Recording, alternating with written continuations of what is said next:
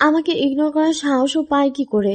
ইব্রাতের গর্জে ওঠা কণ্ঠে কথাটা বলল। রাগে তার চোয়াল শক্ত হয়ে আছে, চোখ দুটো লাল হয়ে উঠেছে। ক্রোধে টেবিলের উপর রাখা পানি গ্লাসটা এক ঝটকায় ছুঁড়ে মারতেই বিকট শব্দ মেঝেতে আছড়ে পড়ল সেটি। তার বুক রাগে দ্রুত ওঠানামা করেছে। নিজের রাগটাকে আজ নিয়ন্ত্রণ করতে পারছে না ইব্রাত। পুনরায় রাগে গর্জে উঠে বলল, আমি ইব্রাত, আমাকে এড়িয়ে চলার সাহস ওর হয় কিভাবে? কথাগুলো দাঁতে দাঁত চেপে বলতেই তার চোখ মুখে ফুটে উঠল তীব্র ক্ষোভের ছাপ। এক মুহূর্ত দেরি না করে দ্রুত পায়ে মায়ের ঘরের দিকে গেল ইব্রাত। সেখান থেকে ফোনটা নিয়ে সঙ্গে সঙ্গেই তাহমিদকে কল করলো কয়েকবার। এক মুহূর্ত দেরি না করে দ্রুত পায়ে মায়ের ঘরের দিকে গেল ইব্রাত। সেখান থেকে ফোনটা নিয়ে সঙ্গে সঙ্গে তাহমিদকে কল করলো। কয়েকবার রিং হতে ওপাশ থেকে ঘুম ঘুম কণ্ঠে ভেসে এলো, আসসালামু আলাইকুম আন্টি। তাহমিদের কথা শেষ হওয়ার আগেই ইব্রাত ঝাঁঝালো কণ্ঠে বলে উঠল, গাধা, আমি ইব্রাত। ও, হঠাৎ আন্টির ফোন দিয়ে কল দিলে যে? কেন, কোনো সমস্যা? ইব্রাত দাঁতে দাঁত চেপে বলল, সমস্যা তো অভাব নেই, সেসব বাদ দাও। আমাকে এটা বলো যে আরুষের সাথে তোমার কথা হয়েছে? না, আমি বন্ধুদের সাথে ট্যুরে ছিলাম, কথা হয়নি। অবশ্য এমনিতেও তেমন কথা হয় না, ভালো করেই জানা আছে ট্যুরে ছিলে না কোথায় ছিলে। এই বলে ইব্রাত কল কেটে দিল। তাহমিদ সাথে কথা বললেও মনের ভেতরের অস্থিরতাটা কমলো না, তাই আবার আরুষের নাম্বারে কল দিল। তবে কয়েকবার রিং হওয়ার পর হঠাৎ একটি মেয়েলি কণ্ঠ ভেসে এলো, এই মুহূর্তে নাম্বারটি বন্ধ আছে,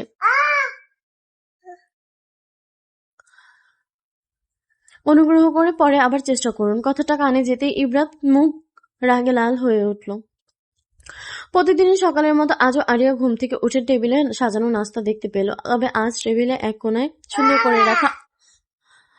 করে রাখা একটি গিফট বক্স তার নজর কাড়ল। সাদা রঙের র্যাপিং পেপারে ওপর ছোট্ট করে বাঁধা ছিল নীল ফিতা, পাশে রাখা একটি চিরকুট।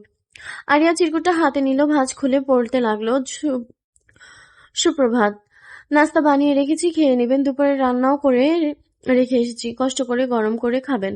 আর টেবিলের উপর রাখা ছোট গিফট আপনার জন্য, আশা করি পছন্দ হবে। আর হ্যাঁ, আজ সন্ধ্যায় আমি তাড়াতাড়ি ফিরবো, ভয় না পেয়ে দরজাটা খুলে দিয়েন ম্যাডাম। আহমেদ আরশ। চিরকুটের শেষ লাইনটা পড়তেই অজান্তেই আরিয়া ঠোঁটে হাসি ফুটে উঠল। আরিয়া গিফট বক্সটা খুললে ভেতরে রাখা নতুন একটা ফোন দেখে অবাক হয়ে গেল আরিয়া। বিস্মত কণ্ঠে কিছুক্ষণ ফোনটার দিকে তাকিয়ে রইল সে। ধরণীর সন্ধ্যা নামতেই শহরের চারপাশ আলোয় ঝলমল করে উঠল। হাসপাতালে ব্যস্ত দিনটা শেষ করে গাড়িতে উঠে বসল আরশ। সারাদিনের ক্লান্তি চোখে মুখে স্পষ্ট থাকলেও আজ তার মনে অন্যরকম একটা তারা কাজ করছে। স্টিয়ারিংয়ে হাত রাখতেই হেসে ফেলল সে।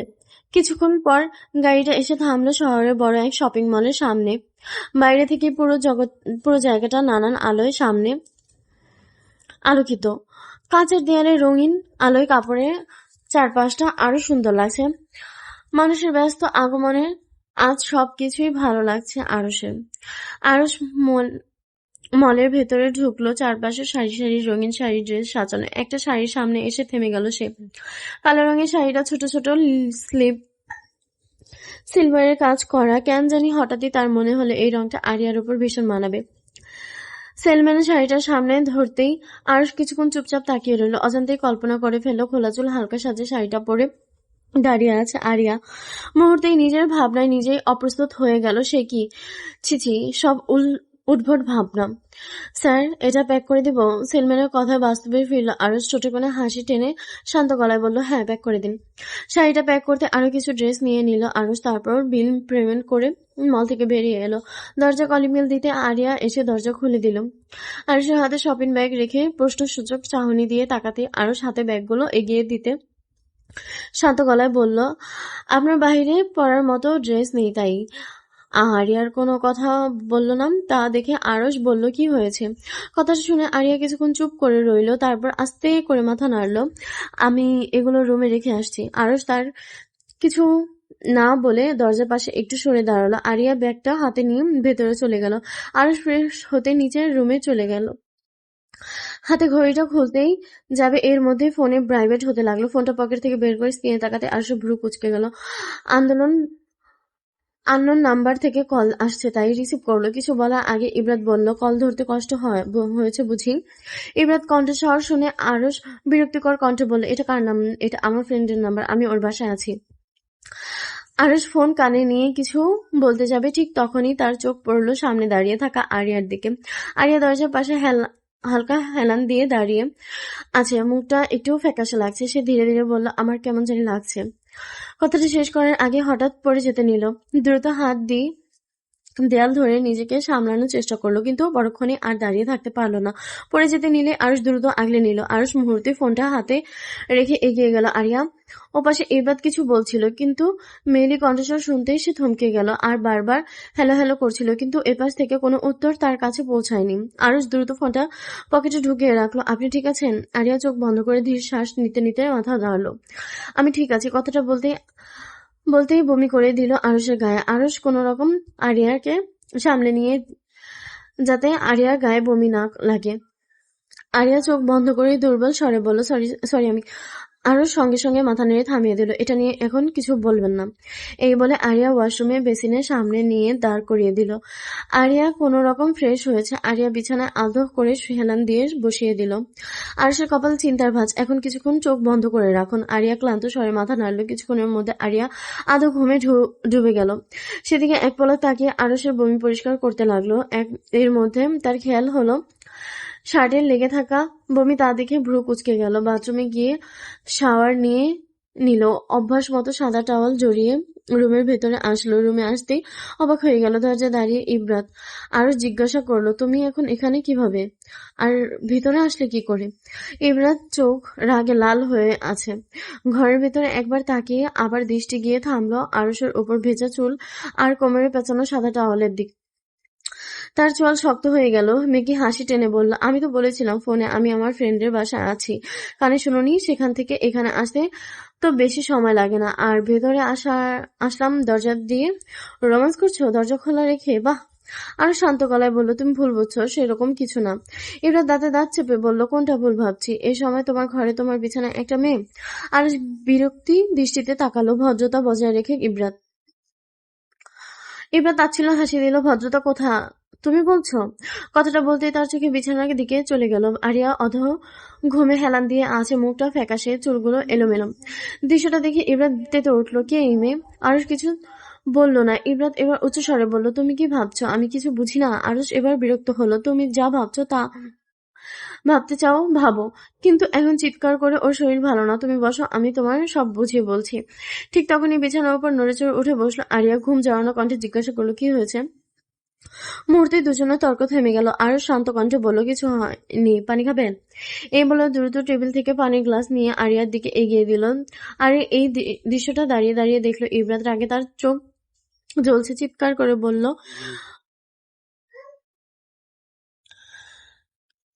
রাগে তার চোখ জ্বলেছে। চিৎকার করে বলল, চরিত্রহীন মেয়ে, তোর সাহস কি করে হয় ওর বিছানায় শুয়ে থাকার? এই বলে আরিয়ার দিকে এগিয়ে গেল। থাপ্পড় দিবে এমন সময় আরো শক্ত কণ্ঠ করে ইবরাতের হাত চেপে ধরে ফেলল। চোখ রক্তিম বর্ণ করে বলল, ওর গায়ে হাত দেওয়ার সাহস কি করে হয় তোর?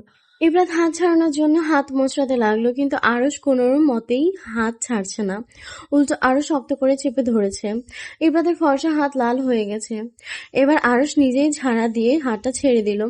আরশ হাত ছাড়তে ইবরাত চিৎকার করে বলতে লাগলো, হবু বউ রেখে আরেকটা মেয়ের সাথে নষ্টামি? আমি ছাড়বো না, শেষ করে দিব তোমাকে। এই বলে রুম থেকে বের হয়ে চিৎকার করতে লাগলো। ইবরাতের চিৎকার পুরো ফ্লোরটা কেঁপে উঠল। করিডোর জুড়ে একে একে ফ্ল্যাটের দরজা খুলে মানুষ বের হতে লাগলো। ইরবাদ রাগে কাঁপতে কাঁপতে আরশের দিকে আঙ্গুল তুলে বলল, সবাই শুনে রাখুন, মানুষ চিনতে ভুল করবেন না। বাইরে থেকে ভদ্র সাজলেও ভেতরটা এরা কেমন আজ আমি নিজ চোখে দেখেছি। আরিয়া ভয়ে স্থির হয়ে দাঁড়িয়ে আছে। পরিস্থিতি এতটা দ্রুত খারাপ হয়ে যাবে সেটা সে ভাবতেও পারেনি। তার হাত পা কাঁপছে। আরশ চোয়াল শক্ত করে ইবরাতের দিকে তাকিয়ে আছে। রাগে তার বুক ওঠানামা করছে, তবে নিজেকে নিয়ন্ত্রণ করার চেষ্টা করছে। আরশ এই মুহূর্তে একটা ভুল মানেই পরিস্থিতি আরো ভয়ঙ্কর হয়ে যাবে। পাশে ফ্ল্যাটের এক আন্টি এগিয়ে এসে বলল, কি হয়েছে, এভাবে চিৎকার করছো কেন? ইবরাত তাচ্ছিল্য হাসি দিয়ে বলল, কি হয়েছে সেটা ওদেরকে জিজ্ঞেস করুন। হবু স্ত্রী থাকতে অন্য মেয়েকে বাসায় এনে রেখেছে। কথাটা শুনে চারপাশে গুঞ্জন বেড়ে গেছে। কয়েকজন সন্দেহ ভরা চোখে আরিয়ার দিকে তাকালো। মেয়েটা মাথা নিচু করে ফেলল। অপমান। হঠাৎ আরস গম্ভীর কণ্ঠে বলে উঠল, ইনাফ। আরস দ্রুত পায়ে ইব্রাতের সামনে গিয়ে দাঁড়িয়ে বলল, নিজের রাগ সামলাতে না পারলে অন্তত একটা মেয়ের সম্মান নিয়ে খেলো না। সত্যি না জেনে কাউকে অপমান করার অধিকার তোমার নেই। ইব্রাত রাগে গর্জে উঠে বলল, আপনারা নিজেরাই দেখুন দুজনে কি রকম অবস্থা। সবাই তাদের দিকে তাকিয়ে কানাঘষা শুরু করে দিল। একজন তো এগিয়ে এসে বলেই দিল, এসব চলছে এখানে? বাহ, ডাক্তার সাহেব ভালোই বিয়ে ছাড়াই। লোকটার কথা শেষ হওয়ার আগে আরশের চোখ মুখ বদলে গেল। চোয়াল শক্ত হয়ে উঠল, কপালের রগ ফুলে উঠেছে রাগে, কিন্তু তবুও নিজেকে সামলে নিয়ে কঠিন গলায় বলল, কথা ভেবে বলবেন। চারপাশে মানুষের কটূক্তিতে আরিয়া মাথা নিচু করে ফেলল। চোখের কোণে পানি জমে উঠেছে তার। সে কাঁপা কাঁপা হাতে ওড়নাটা ঠিক করতে করতে নিজের স্বভাব দৃষ্টি থেকে আড়াল করার জন্য ইব্রাত ঠোঁট বাঁকিয়ে বলল, নাটক করার দরকার নেই আরশ, আমি নিজের চোখে সব দেখেছি। আরশ এবার ইব্রাতের দিকে তাকালো। তুমি যা দেখেছো তা অর্ধেক সত্যি জানো না। তাহলে বলো, সবাইকে বলো, এই মেয়েটা কেন কেন তোমার বাসায়? করিডোর জুড়ে নীরবতা নেমে এলো। সবাই উত্তর শোনার অপেক্ষায়। আরশ একবার আরিয়ার দিকে তাকালো। মেয়েটা ভয়ে মাথা নিচু করে দাঁড়িয়ে আছে। তারপর গম্ভীর নিঃশ্বাস ফেলে বলল, কারণ মেয়েটার যাওয়ার মতো আর কোনো জায়গা ছিল না। কথাটা শুনে কয়েকজন একে অপরের দিকে তাকালো, কিন্তু ইব্রাত তাতে থামলো না। সে তাচ্ছিল্য হাসি দিয়ে বলল, বাহ, জায়গা ছিল না বলে পরপুরুষের বিছানায়? এবার আরশের ধৈর্যে বাঁধ ভাঙলো শুরু করলো। সে এক পা এগিয়ে এসে গম্ভীর কণ্ঠে বলল, ইব্রাত, অনেকক্ষণ ধরে তোমার কথা সহ্য করছি, কিন্তু আরিয়া চরিত্র নিয়ে একটা কথাও বলবে না। আমি চুপ থাকবো না। পাশ থেকে একজন মহিলা বলল, এত প্রেম তাহলে বিয়ে ছাড়া এক রুমে থাকার কি দরকার ছিল? বিয়ে করে নিলেই পারেন। অবশ্য তোমাদের মতো ছেলেরা রাস্তা মেয়েদের নিয়ে মজাই নিতে পারো। বিয়ে তো আর করবে না, দুদিন পর ছুঁড়ে ফেলে দিবে। এসব কথা শুনে আরিয়া চোখ দিয়ে জল গড়িয়ে পড়লো। আরিয়ার দিকে এক পলক তাকালো আরশ, তারপর তার হাত শক্ত করে ধরলো। সকলের সামনে ওই মহিলার উদ্দেশ্য করে বলল, আন্টি, কাজে ডাকেন। মহিলাটা হতভম্ব হয়ে বললেন, কি বললেন? আরশ এবার একদম শান্ত কণ্ঠে বলল, আপনি তো বললেন বিয়ে করে নিতে। ঠিক আছে, আমি রাজি, এখনই কাজে ডাকুন। কথাটা শুনে সবাই একে অপরের মুখ চাওয়াচাওয়ি করতে লাগলো। ইব্রাত কয়েক সেকেন্ড স্থির হয়ে দাঁড়িয়ে রইল। কথাগুলো তার মাথার উপর ঢুকতেই সময় লাগলো না তার। তারপর হঠাৎ তীব্র রাগে চিৎকার করে উঠল, তুমি পাগল হয়ে গেছো আরশ? আরশ ইব্রাতের দিকে তাকালো, শান্ত কণ্ঠে বলল, না, আমি শুধু একটা মেয়ের সম্মান বাঁচাতে চাইছি, যে সম্মানটা তোমার সবাই মিলে কয়েক মিনিটে শেষ করে দিতে চেয়েছিলে। আরিয়া বিস্ময় আরশের দিকে তাকালো, চোখ ভরা পানি নিয়ে বিড় করে বলল, আপনি এসব কি বলছেন? আরশ তার হাতে চাপ একটু শক্ত করলো। আমি পুরো জ্ঞান নিয়েই বলছি। ইব্রাত চিৎকার করে বলল, তুমি এটা করতে পারো না, আমাদের এঙ্গেজমেন্ট হয়ে গেছে, ভুলে যেও না। আরশ কিছুক্ষণ চুপ করে রইল, তারপর নিচু স্বরে বলল, সম্পর্কের শুধু নাম দিয়ে টিকে না। কথাটা শুনে ইব্রাতের চোখ ছলছল করে উঠল, তবু তেজি কণ্ঠে বলল, আমি তোমার ছাড়বো না, শেষ করে দেব। ইব্রাতের কথা পাত্তা না দিয়ে আরশ আরিয়াকে জিজ্ঞেস করলো, বিয়ে করবেন আমাকে? আরশের হাতের মুঠি থেকে হাত ছাড়িয়ে আরিয়া চোখে পানি মুছল, বলল, না। আরশ মুখটা গম্ভীর করে বলল, সমস্যা নেই, আমি আপনাকে বিয়ে করব। আরিয়া থতমত খেয়ে গেল। সে কাঁদবে নাকি হাসবে বুঝতে পারলো না। এদিকে করিডোর জুড়ে গুঞ্জন চলতেই লাগলো। আরিয়া হতভম্ব চোখে আরশের দিকে তাকিয়ে রইল। ইব্রাত রাগে কাঁপতে কাঁপতে এগিয়ে এলো, বাহ, নাটকটা ভালোই পারো তোমরা দুজন। আরশ এবার বিরক্ত চোখে তাকালো। এনাফ ইব্রাত, অনেক হয়েছে। না, এখনো কিছুই হয়নি, আমি সব শেষ করে দেব।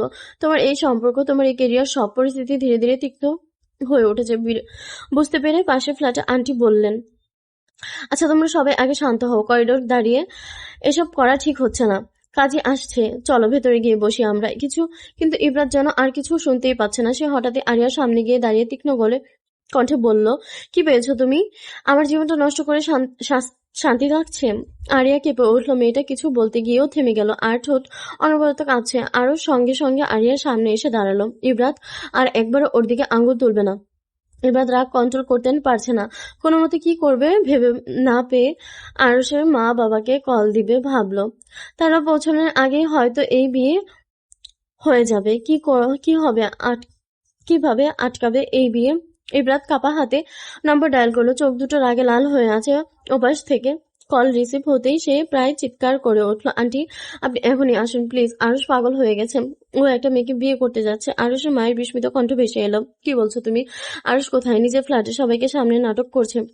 আপনারা তাড়াতাড়ি আসুন। কল কেটে দিয়ে এবার দাঁতে দাঁত চেপে আরশের দিকে তাকালো। মনে হচ্ছে এই মুহূর্তের স্বরে সবকিছু ভেঙে চুরে ফেলবে। এদিকে করিডোরে একটা ছেলে ভিডিও করার চেষ্টা করছে। আরও সেটা লক্ষ্য করতে কঠিন গলায় বলে উঠল, ভিডিও করবেন না, যা করছেন ডিলিট করে ফেলেন, ভালো হবে না। কাজী এসে বসে আছে অনেকক্ষণ। আরিয়া কিছুতেই বিয়ে করতে চাইছে না। আরও জোর করে আরিয়া বলল, আপনি চাঁদ, আমার মতো কলঙ্ক আপনার গায়ে মানায় না। আরও ঝাড়ি দিয়ে বলল, চুপ করুন। কাজীর উদ্দেশ্যে বলল, আপনি বিয়ে পড়ানো শুরু করুন। কাজী এক পলক আরুষের দিকে তাকিয়ে অবাক হয়ে বলল, আরুষের পরনে শুধু সাদা টাওয়াল। আর সেদিকে কাজী বলল, এভাবে বিয়ে করবেন? পাঞ্জাবি পাজামা পরে আসুন। কাজী সাহেবের কথায় সম্মতি জানিয়ে একজন বলল, হ্যাঁ, এভাবে বিয়ে করবেন নাকি কিছু পরে আসুন। আরুষ গম্ভীর কণ্ঠে বলল, আমি পাঞ্জাবি পরতে যাব? এর মধ্যে আপনারা ওকে নানান কথা শোনাবেন, তাই না? কোনো দরকার নেই, এভাবেই বিয়ে করব। বিয়ের কাজ শুরু করেন।